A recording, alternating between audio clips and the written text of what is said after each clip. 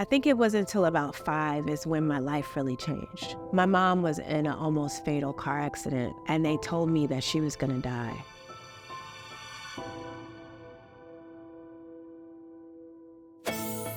Hello, my name is Crystal Straits. I'm a 21st century modern alchemist, and welcome to my multiverse. Come on in.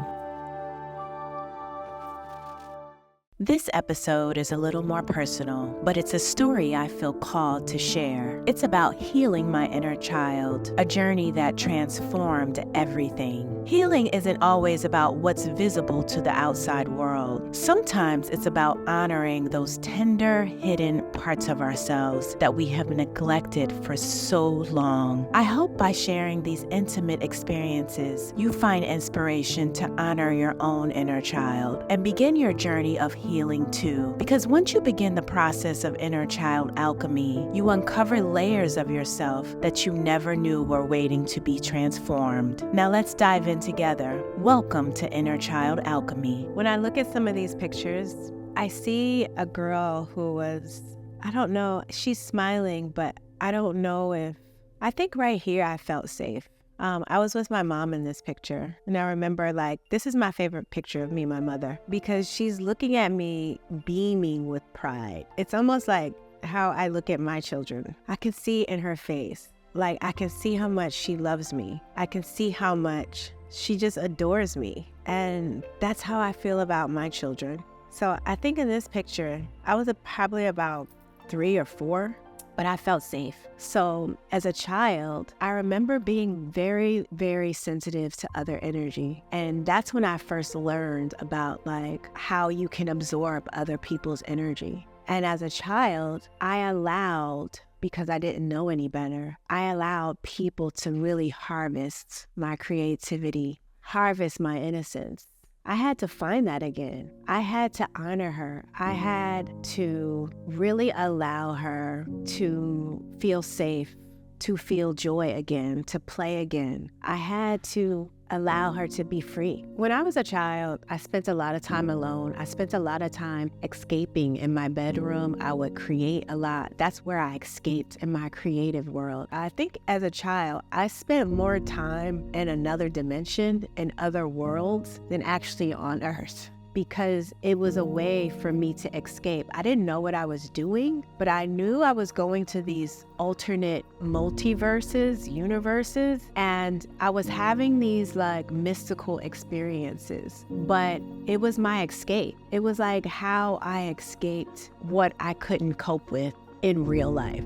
It took me years to realize that my inner child was always speaking to me through my triggers, but for the longest time, I didn't know how to listen. I thought triggers were just moments of frustration, pain, or anger that I needed to push through. But what I didn't understand was that each trigger was my inner child trying to get my attention, trying to tell me something I had buried deep inside. You see, I was running on autopilot, reacting to life without ever asking why. Why did I feel small in certain situations? Why did certain words or actions cut so deeply? It wasn't until I truly began listening that I realized my triggers were guiding me back to her, the little girl who had been hurt, silenced, and forgotten. I learned that my inner child was calling out to me through these triggers, asking me to heal what had been left unresolved. It wasn't easy facing these parts of myself, but I realized that if I didn't listen, I would keep repeating the same cycles. So I began to pause instead of reacting. I would ask myself, what is this really about? And the more I listened, the more I understood that it was time to stop running from the pain and start healing the root cause of it all. You see, owning my triggers was the doorway to meet my inner child again. And once I stopped running, I could finally start healing. This is the heart of inner child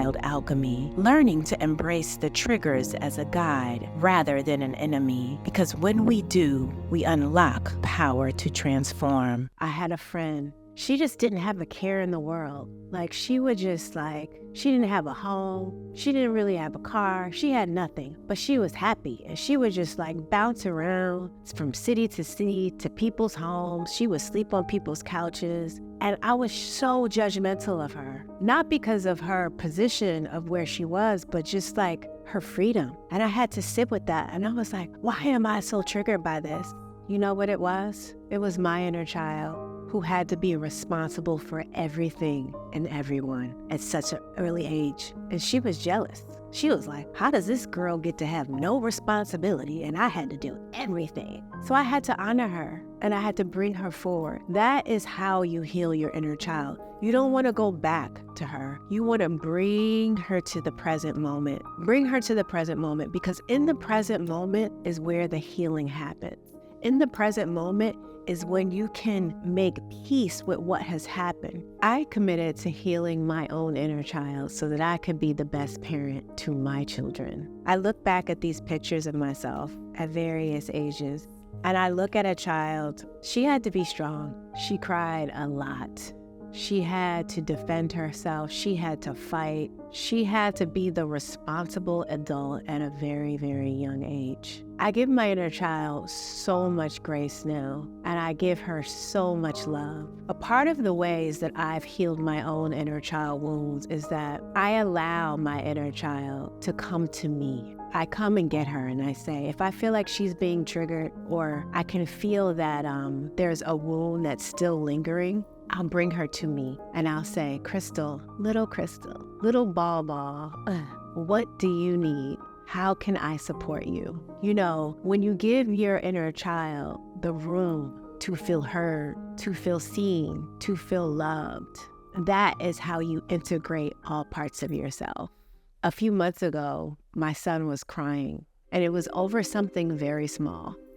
And for some reason, this cry was really triggering for me, so much so that I had to go in another room. And I was like, wow, why am I so triggered by my beautiful son innocently crying over something small? But I had to sit with it. And I took a bath, because you know that's where all the downloads come, in my spiritual baths. I took a bath, and my inner child came to me. You know what she said? She said, I wasn't allowed to cry. Nobody heard me crying. So why does he get to cry over something so stupid? And I was like, whoa.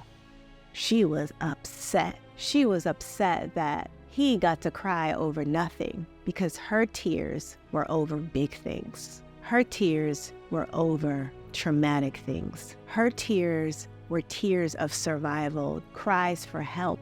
So she's like, why does he even get to cry over these little menial things? She was pissed. So you know what I did? I said, baby, come here. What do you need? How can I support you? And she wanted to cry, because she didn't get to cry, and her cries weren't heard. So I was like, you go ahead and cry. And guess what? I boo-hooed for hours. And guess who came in and held space for me? My son.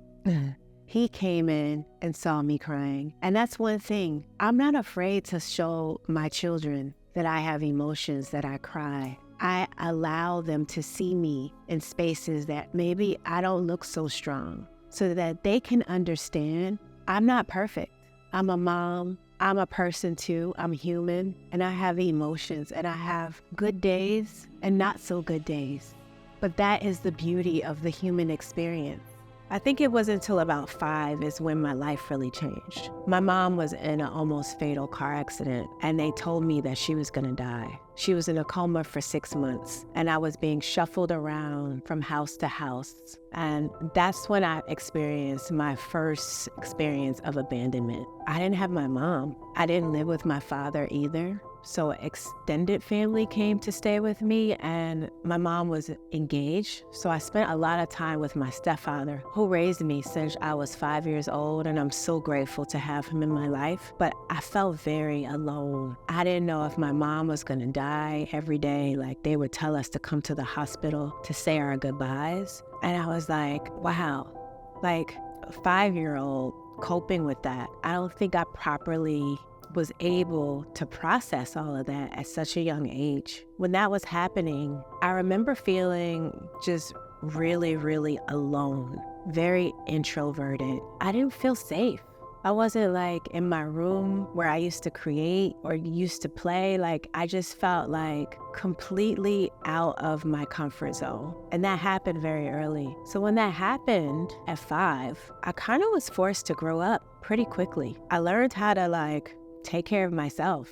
I learned how to survive. And I wasn't always left in the best care, you know? So I had to learn how to do things. I remember one time my grandmother came to stay with me while my mom was in the hospital. And my grandmother had very, very fine hair. Nothing like mine. Mine is thick and curly. My grandmother had very like fine Indian-like hair. She didn't know how to do my hair. So I go to school and I have to get on a school bus. And that day, she was so frustrated. And she was like, I can't. The school bus came and she was like, I can't do this. I can't do this. And literally, I looked crazy. I mean, my hair was like out to here. And I remember getting on the bus. And I went to a predominantly white school at the time. I swear it was maybe like 4 Black people in the whole school. I get on the bus and people just start laughing at me. They were pointing at my hair. And I was like, that stuck with me forever. You see, I'm still telling the story. But guess what? I had this teacher. She was my first grade teacher. Her name was Mrs. Holland. And Mrs. Holland knew what was going on with me at home. She knew that my mom was in a coma. And so each day, she would take me before class started and she would take me in the bathroom and she would do my hair.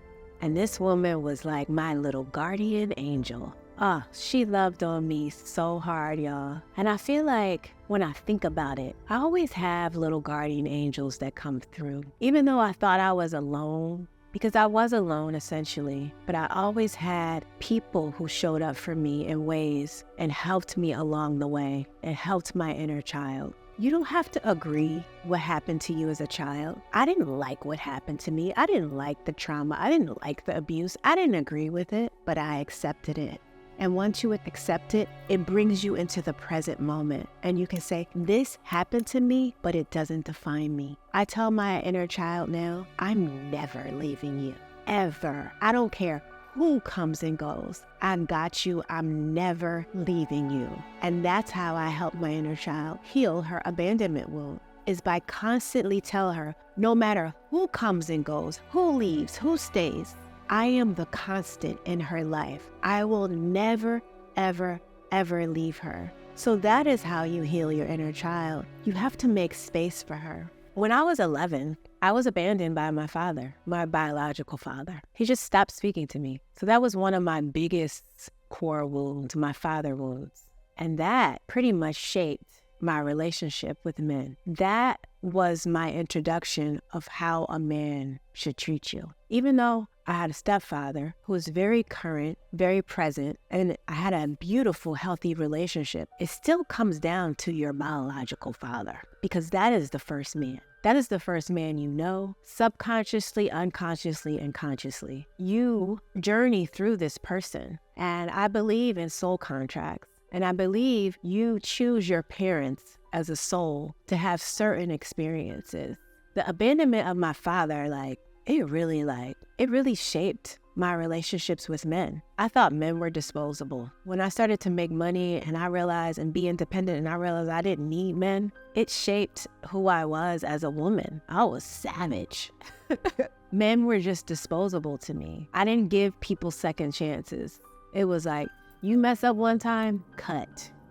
I'll find a new one. That's how I dealt with relationships. And I realized that hyper independence, that always, I'm gonna leave you before you leave me. That really, really, really was something that took me a lot of hard inner work to work through. I had to heal my own masculine energy, my own toxic masculine energy that I inherited from this experience of abandonment. I had to heal that myself first before I could show up in a relationship. Because you know what? We attract from our wounds. We attract from what we need to heal. Relationships are just mirrors of our light and what we need to heal. So I was attracting from this wound, this inner child wound of abandonment. And once I started to work on that, and once I told my inner child over and over and over again, I'm never leaving you, that is when my relationship started to change. That is when I started to attract different men. And it was me holding space, my divine masculine energy, holding space for all parts of me. My biggest protector now is myself, is my own divine masculine energy. That's who I look for protection first. That's who I look for to hold space for my beautiful divine feminine energy. You see, when you're growing your divine femininity and you're growing into this and healing and becoming soft again and learning how to harness your power as a goddess and as a divine feminine, the masculine has to be able to hold the space for it. So my divine masculine had to grow with my divine feminine. And from that space, I started to attract healthier relationships. And now I'm able to show my children what that is like. I'm here to show them what a beautiful, sacred, divine union is like. And they will get to experience that in this lifetime. And that to me is the biggest gift of my inner child healing. And once I had children, I really began to allow my inner child to come out and play. Even when we take our trips, we go away for spring break and we travel a lot together. We travel to all these different countries in the world. And every time we go on spring break, I just act like it's my spring break too. I didn't get to really go on spring break as a child. So for me, I'm reliving these moments with them and I'm having just as much as fun with them. I laugh, I play. For a good portion of my life, I didn't laugh, I didn't play. Shit was hard. So now that I've healed my inner child and I've integrated her into this, all the multifacets, all the versions of myself, I truly allow myself to feel joy, to play, to laugh, to have fun again. That is the key to healing your inner child. If you're ready to heal your inner child and transform your life, I invite you to join me in a free shadow work workshop I'll be hosting on October 26th. You can register and find more details in the description box below. In the next episode, I'll be taking you through my journey as a celebrity wardrobe stylist and dropping some amazing fashion secrets. Thank you for watching. Don't forget to subscribe, and I'll see you in the next episode.